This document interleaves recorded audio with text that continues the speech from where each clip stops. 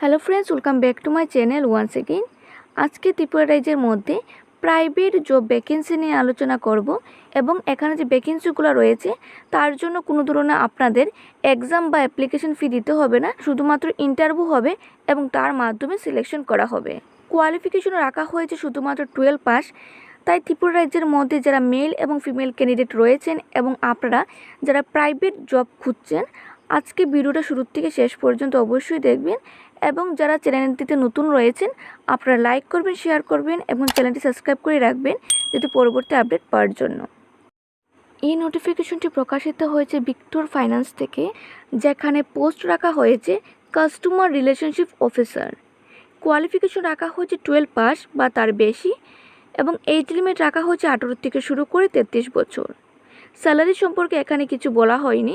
Experience রাখা হয়েছে যারা মিনিমাম 1 বছরের এক্সপিরিয়েন্স রয়েছে মাইক্রো ফাইন্যান্স বা এনবিএফসিতে তারাও অ্যাপ্লাই করতে পারবেন, বা যারা ফ্রেশার্স রয়েছেন আপনারাও অ্যাপ্লাই করতে পারবেন। ভ্যাকেন্সি রাখা হয়েছে টোটাল 10টি। নেক্সট পোস্ট হচ্ছে ব্রাঞ্চ অপারেশন এক্সিকিউটিভ, যেখানে কোয়ালিফিকেশন রাখা হয়েছে 12 পাস বা তার বেশি এবং এজ লিমিট রাখা হয়েছে 25 থেকে শুরু করে 35 বছর পর্যন্ত। স্যালারি সম্পর্কে এখানে কিছু বলা হয়নি, তবে যারা ইন্টারভিউর জন্য যাবেন আপনারা স্যালারি সম্পর্কে জেনে নেবেন। এক্সপিরিয়েন্স রাখা হয়েছে মিনিমাম 1 বছরের মাইক্রো ফাইন্যান্সের মধ্যে বা এনবিএফসিতে, বা যারা ফ্রেশার্স রয়েছেন আপনারাও অ্যাপ্লাই করতে পারবেন। তবে এই পোস্টের জন্য ভ্যাকেন্সি রাখা হয়েছে শুধুমাত্র একটি।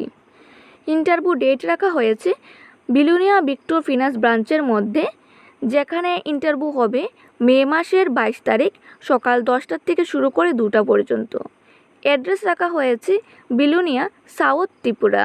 যদি আপনারা আরও বিস্তারিত জানতে হয় তাহলে এখানে প্রজেক্ট ম্যানেজারের কন্ট্যাক্ট নাম্বার দেওয়া রয়েছে, এই কন্ট্যাক্ট নাম্বারে আপনারা যোগাযোগ করতে পারবেন।